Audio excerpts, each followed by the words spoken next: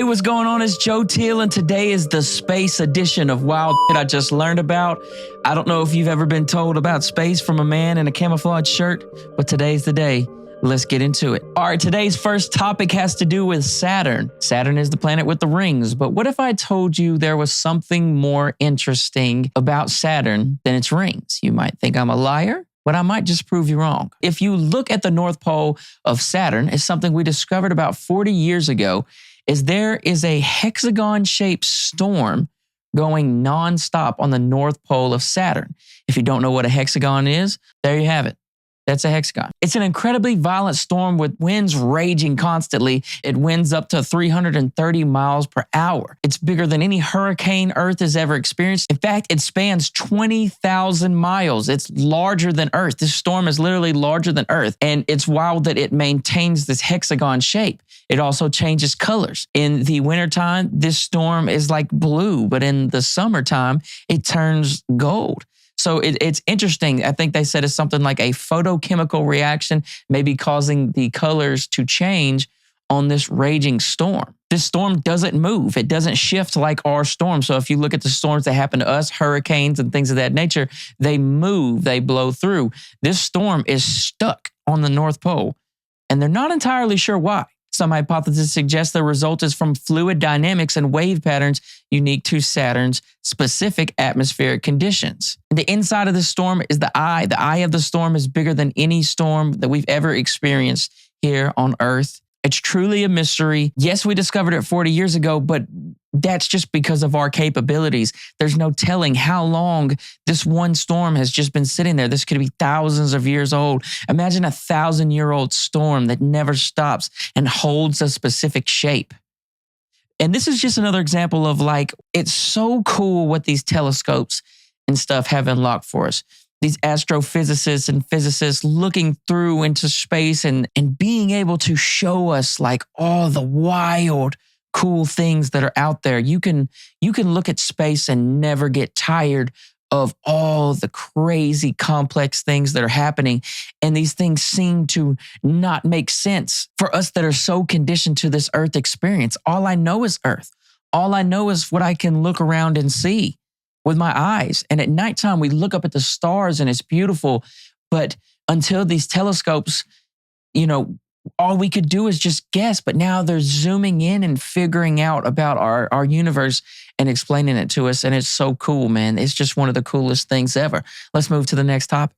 All right, next topic, and this is a really cool one. So I was listening to Star Talk the other day with Neil deGrasse Tyson, and they were talking about time traveling. There is an element that I never really thought about to time traveling. You would not only have to time travel, you would have to space travel as well because of the motion of the universe.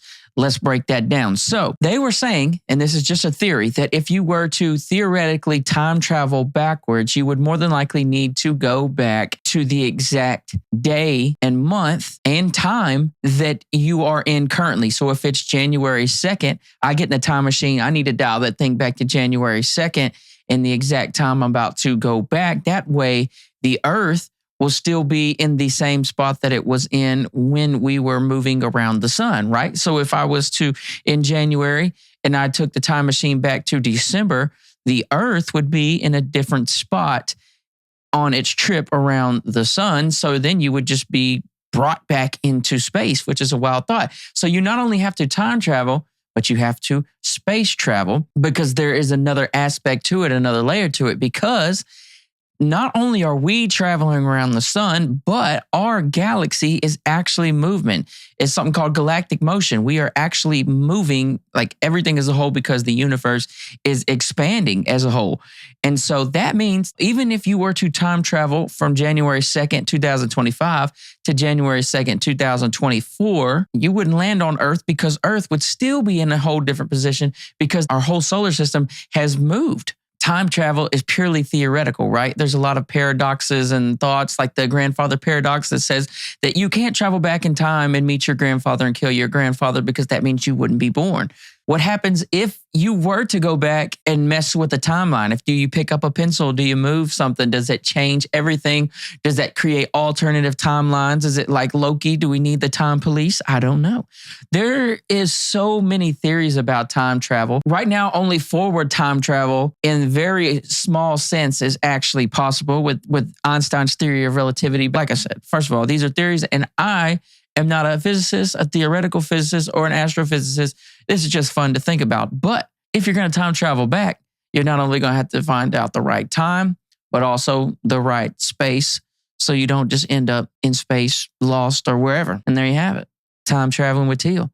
Next topic. The next topic is Venus. Why does Venus spin backwards? Venus, I believe, is going around the sun one way, and it actually is rotating on its axis the opposite way, which is strange because none of the other planets do that. So Venus is special in that way. That means that the sun rises in the west and sets in the east, which is opposite of what happens here on Earth, where the sun rises in the east and then sets in the west. A day on Venus is 243 Earth days. This makes it the slowest rotating planet in our solar system. If you're like me, you're wondering, why is Venus spinning backwards? What is the mystery here? Well, they don't know.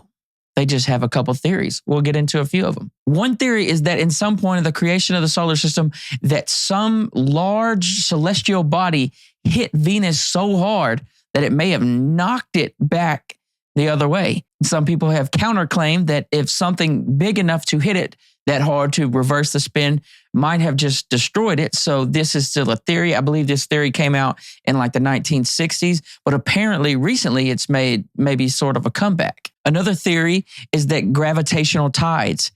So over billions of years, interactions between Venus's thick atmosphere and the sun's gravity might have altered its rotation, causing it to flip directions. So the gravity of the sun pulled on it so hard that it made it flip.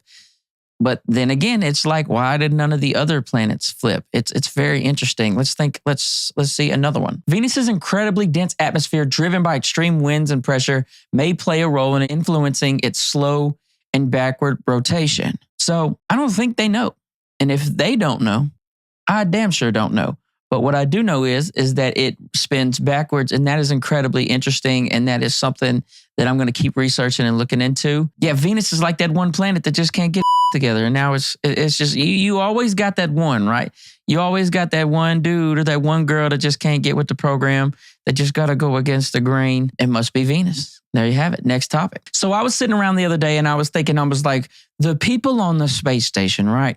Those people coming around the space station, I think it's like 20,000 miles an hour. I'm like, what is that doing to them? There has to be some type of effects that are happening to them for being on the International Space Station for long periods of time, because it's got to be so much different than what we are experiencing here closer to, the core with gravity and being just in the normal of what we know. Let's get into it. One major thing that can happen to you is muscle atrophy. Lack of gravity reduces the need for muscles to support the body, causing muscle weakening and loss of mass, particularly in the legs and back. Since there isn't much gravity, we're losing a lot of that resistance. Gravity is technically a resistance that is pulling against us all the time. So just being here, walking around, doing things like standing up, sitting down, even those normal type things, lifting our arms, those things are like mini workouts. And so in space, if you don't work out, then your muscles will deteriorate. Another thing, bone density loss. Astronauts lose about 1% of bone density per month in microgravity, making them more susceptible to fractures. So apparently being up there makes their bones weaker. That's scary. This next one is crazy. It's called fluid shift. And I'm going to put on my glasses to read this one. Hold on now. Without gravity, bodily fluids shift upwards, causing the moon phase, nasal congestion, pressure in the head, which can lead to vision problems. Oh my God. Without gravity, bodily fluids shift upward. That's crazy. Things are going up instead of what gravity would typically do with our fluids, which would be bring them down, which is how our body works. It works through all the fluids in us. They typically go like that. Cardiovascular changes. The heart works less in microgravity, potentially reducing the size of your heart. Now, I don't like that one. I ain't gonna lie. That doesn't sound like something I would do. I'm not smart enough to be on a spaceship, but if I was to sign up and they were going through telling me all the stuff that was going to happen to me on this spaceship, when they start telling me my heart's going to shrink sizes, I'm turning to the Grinch, which my wife already feels like I am. I'm going to have to tell them, no, I can't go for that. Vision problems. Space flight associated neuroocular syndrome, or SANS. Increased intracranial pressure can flatten the eyeball, leading to blurred vision and other lasting changes in eyesight. Oh my gosh. Yeah, flat eyeballs. That does not sound like a good thing. So it's also messing with your vision. A weakened immune system. Prolonged space travels alters the immune function, making astronauts more vulnerable to infection. All right, I'm really starting to feel like space is not the play. If you could go to space, just if they could shoot you out into low Earth orbit and you knew it was safe and you knew you could come back down, it wasn't all that expensive, would you do it? Just think about that. That's just a side question. Maybe drop it in the comments. Next one is sleep disruption. The absence of natural day and night cycle, constant noise light on the ISS can lead to sleep disorders and fatigue. I always wondered about that. If you're in a place that you can't tell the difference between night and day, I think there's something in us. I think they call it our circadian rhythm. I think when you get put in situations like that, you get out of your circadian rhythm and it causes things like stress and all that extra stuff. If you confused your body and your body didn't know, okay, this is nighttime, this is morning time, it would be like being in isolation. The space station is sounding less and less like somewhere Joe wants to go. First of all, you have to be incredibly smart and know what you're doing and serve a purpose for being on that type of ship, or you wouldn't be on that ship at all. But you have to be a wild person to go sit on that ship for months at a time. It's dangerous.